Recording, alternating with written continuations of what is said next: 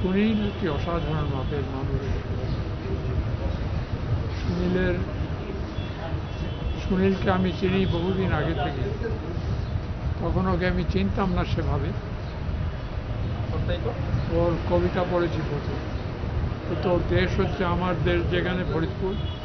আমার ফরিদপুর শহরে থাকতাম, সুনীল থাকতো গ্রামে। আমি ওখানে ইন্টারমিডিয়েট পর্যন্ত পড়ে আমি চলে এলাম কলকাতায়। কলকাতা আমি তখন, সুনীল তখন অনেক ছোট। আমার তখন কলকাতা যখন এলাম তখন আমি কত 18 বছর বয়সে আমি স্কটিশ চার্চ কলেজে পড়তে এলাম। ফিজিক্স নিয়ে পড়ছি তখন। এবং সেইখানে তখনও সুনীল বোধ হয় কলকাতায় আসেনি। পাওয়া যাচ্ছে? আচ্ছেন?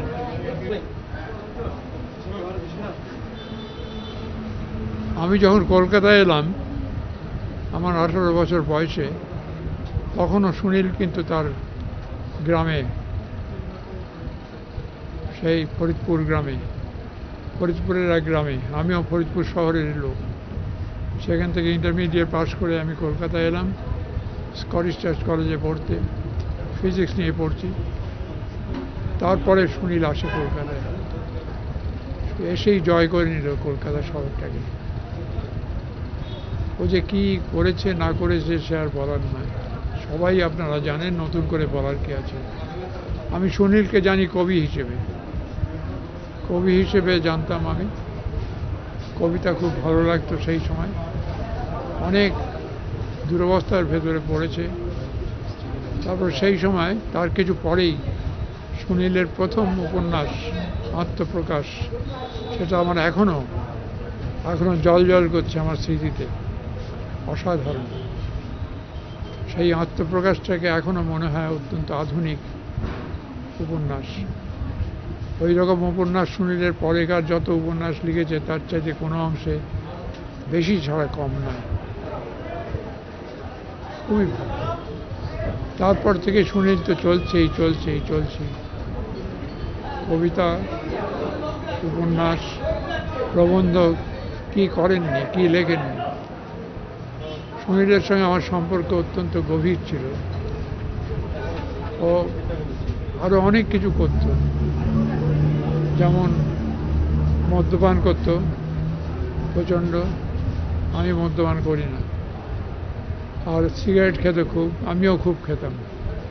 আমিও দিনে 60টা করে সিগারেট খেতাম। কিন্তু ডাক্তার বললেন যে আপনার একটা অপারেশন করতে হবে, সিগারেট খাওয়া 10 দিন বন্ধ করুন। আমি পরের দিন থেকেই আমি বন্ধ করলাম। কিন্তু আমাকে তখন বুক দেখে বললেন আপনার তো সিগারেট এত খান, দিনে 7টা করে সিগারেট খান, 7টা 60, কিন্তু আপনার তো হয়নি, আপনার কোনো গোলমাল তো নেই হার্টে, তেমন কিছু গোলমাল পাচ্ছি না। আমি বললাম আমি তো সিগারেট খাই আর ফেলে দিয়ে, আমি ইনহেল করি না। কিন্তু সুনীল ইনহেলও করত। সুনীল এখনও মানে মদ্যপান কমেছে আর করে না, কিন্তু ও ছাড়তে পারেনি। 3 দিন আগেও সুনীলের সঙ্গে আমার কথা হয়েছে টেলিফোনে। আমি বললাম ভালো হয়ে নিন, ভালো হয়েই কিন্তু আপনি একটা অঞ্জনের একটা নাটক দেখবেন, অঞ্জন দত্তের গ্যালিলিও। অসাধারণ নাটক, আমি 2বার দেখে ফেলেছি ইতিমধ্যে এই শরীরে। দেখবেন বা নিশ্চয়ই দেখব, কারণ সুনীল খুব নাটক দেখতে ভালোবাসত।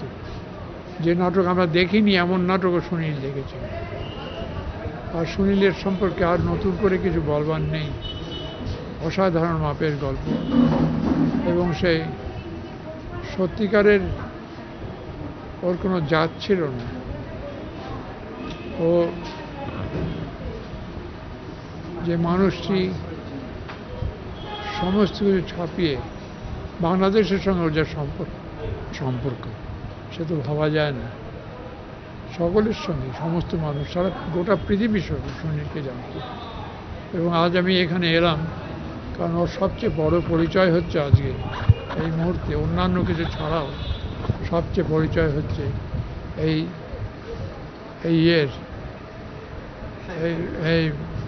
এক সাহিত্য একাডেমির প্রেসিডেন্ট। এই নিয়ে ওর যা কাজ, ওর শরীর খারাপ, সারে মাঝে মাঝে পড়ে যেত, একেবারে চিত হয়ে পড়ে যেত। তার ভেতর সেই সব করেছে, গেছে, ঘুরেছে, এইসব চলে বেরিয়েছে। সুনীলের জুড়ি কেউ নেই। সুনীল আমার অত্যন্ত ঘনিষ্ঠ।